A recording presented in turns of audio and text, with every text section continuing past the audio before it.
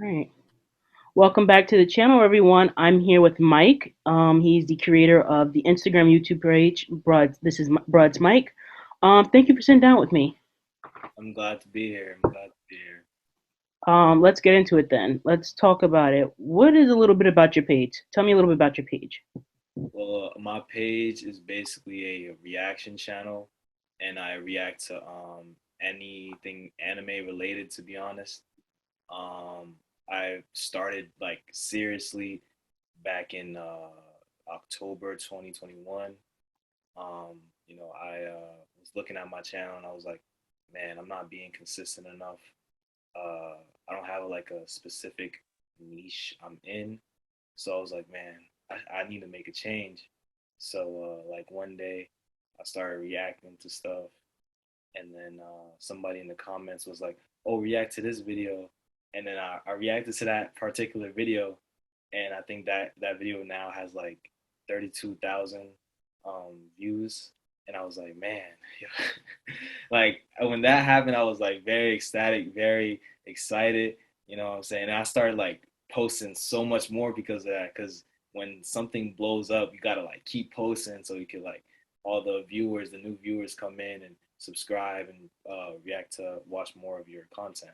So Okay, so let's take it back from the very beginning. And before the viewer, the subscriber commented on your page. What made you say, "Hey, let's make a YouTube. Let me do this. Let's see where it leads." okay, so when I very first started on YouTube, I was like 9, 10, 11 years old, and I was doing like gameplay videos or like I did like I used to beatbox. I don't know like I don't know if anybody knows what that is, but Yeah, I'm not that old. I know what it is. yeah, I just did that for fun. Like it was just like simply for fun and stuff like that. And my friends were like, "Yo, I like your stuff and stuff like that." And I used to like send out like some cards that has my YouTube name on it to people, my classmates and stuff like that. And then like I think I stopped because I don't know, I didn't have like the equipment to really keep going, and it was just for fun at the time.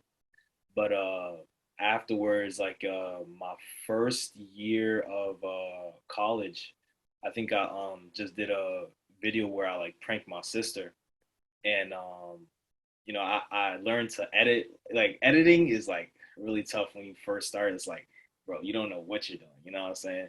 But yeah, I did that prank on my sister, and my sister liked the video.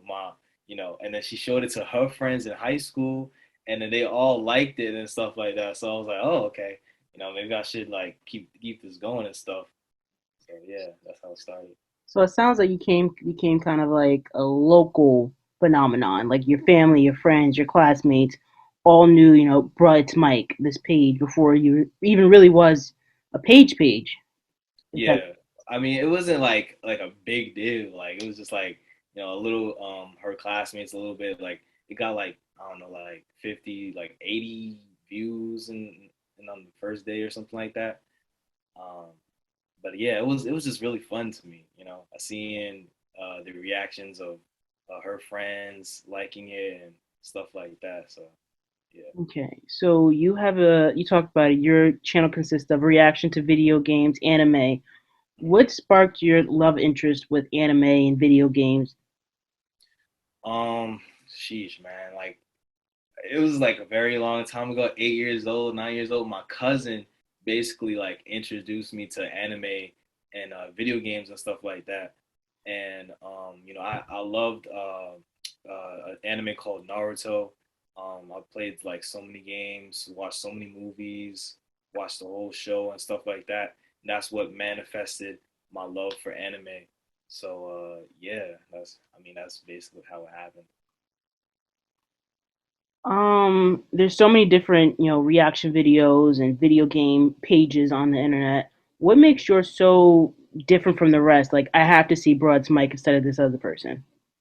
Well, to be honest, like I started reacting to this anime called Fate, and this anime called Fate is is very complex. It's not your like average anime you watch. It's like you gotta really like understand it, and there's so much things that going on to that anime, and not a lot of people who react to it are like entertaining at the same time. So I try my best to put in my personality into it. And over time, I got better at editing, so people can enjoy while they are informed, being informed on the anime. They're entertained at the same time, and not a lot of people can do that. So yeah. Okay, so we're gonna switch over to YouTube itself, the comment. Over the last few years, we've seen YouTube kind of take off, and before YouTube used to be like you saw a video up there, you laughed, that was it. Now we see ads, we see commercials, we see YouTube really taking off on its own. Why is there a sudden attraction to YouTube? Mm, I mean, it was never really like a sudden thing. I've always wanted to do YouTube.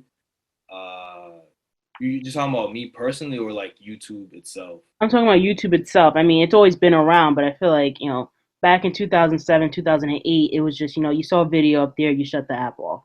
Now it's like you have to watch this person every week, or there's a new video coming out. It's like, what made this set of attraction to people? Well, I think mainly that is because of the TV service is like not being used as often. Now it's more digitalized. You go on Netflix, you go on Hulu, and mostly people just watch YouTube. And I think YouTube is actually becoming the new TV. So I think that's why people gravitate towards YouTube. Um, I agree with you. How difficult is it to come up with content, edit, and put it out all in the same week? When I first started, it was kind of difficult at first. Um, Especially when I my niche wasn't like how you call it, like solidified, because I was doing like public pranks, workout videos, very random, different stuff. But when you put yourself into a niche and then make video ideas at first, I actually do this thing where every video I shout out a person who gives me a video idea, so I can shout them out. They get recognition, and then I have a video idea. So I don't think I really ever have a problem with having a video idea, because people comment what they want me to react to. So yeah, that's how I deal with that. So the people kind of give you your inspiration on what to do next. Yeah, in some way, I look at the idea and I see if it's good, and if I actually will be receptive to it. So yeah, they play a role for sure. Why do you think people are creating their YouTubes for themselves, whether it's reaction videos, music, or whatever reason? Why do you think is YouTube another way of getting yourself out there? Yes, for sure, it is gonna be something that's going to push your social status, and now you actually can get paid for this stuff. So this is basically like a platform where people can make any content they want to, and it's sad because not a lot of people, like especially the older generation, our parents and stuff like that, is not really receptive to YouTube. They don't really understand it like that. Um, and it's just it's just a way to express ourselves, to be honest. Express yourself. I like that.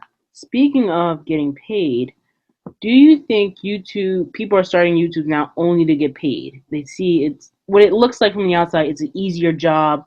I can do it. If he can do it, I can get paid millions of dollars doing it. Do you think people are just doing it for money now? um it's I think it's a small percentage where the people who like first start, they see people like big YouTubers doing this, and they're inspired and they want to go after YouTube for for monetary reasons. And then when they start, they see all this struggle, all this work you got to put in. You got to edit, you got to make a thumbnail so people can click on the video. You got to put tags in so it could go into the algorithm. When they see all this work they got to put into, that's when they stop doing it. But the other people who are like genuinely want to pursue YouTube, they've always wanted to pursue YouTube, and they have like a purpose set in mind for what they want to show their viewers. Those people are the people that push to the top. You know what I'm saying? Stuff like We see a lot of YouTubers become, celebrities in their own right. Is their fame should their fame be respected as a singer, an actor, or a model? Should they have the same, that celebrity, fame life attached to their name like someone else? I believe for sure because if you put the work in, man, like I think having that fame comes along with it. You know what I'm saying? If you dedicate your life to something that you want to pursue, of course, the same like a rapper, an NBA player or um, a doctor. Even I mean, it's like if you put some work, your effort into it, and for years, of course, you got to be recognized at some point. You know what I'm saying for what you do. Okay. Now going back to your page, who is your target audience? Who are you looking to gain and keep? Um, hmm. I my target audience, I when I look at my analytics, it's mostly people from like 18 to like 40, you know what I'm saying? I don't think like people who are little kids watch this, you know what I'm saying? I think anime has been like not frowned upon, but like a lot of people get bullied for watching anime when they were kids and they had to suppress that and stuff like that. I was one of them, but like I didn't as a kid, like I ain't gonna lie, like I was like a really like happy kid. So even if I got bullied, like the next day I'm like happy again. I don't know. That's just me, you know what I'm saying? But um yeah, I this channel is basically like, growing people, you know what I'm saying? So I see. That's a big age gap, 18 to 40. yeah, 18 to 40 exactly. Like I think let's see, let me go to my analytics right here and check actually.